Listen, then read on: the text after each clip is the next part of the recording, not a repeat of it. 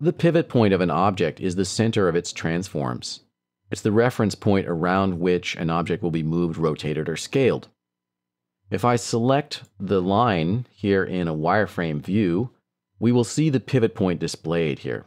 And if I choose the Move tool, then the Move gizmo is superimposed on top of the pivot point.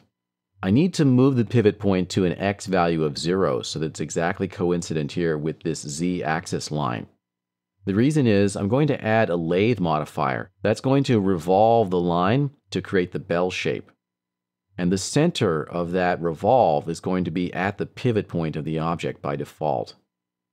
And if the pivot point is centered here, then we're not going to get a bell shape. We're going to get a weird abstract shape, so it's not going to be pleasant.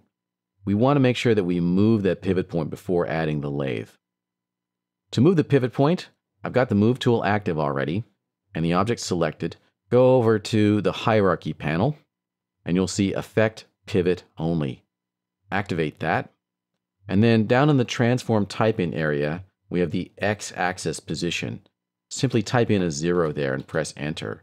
And now the pivot point has been moved to the X value of 0, so it's exactly aligned with that Z-axis. The position vertically doesn't matter. All that matters is that X and Y have values of 0. Once we've done that, we can turn Effect Pivot Only off again. And now we're ready to progress to the next stage of adding the lathe modifier.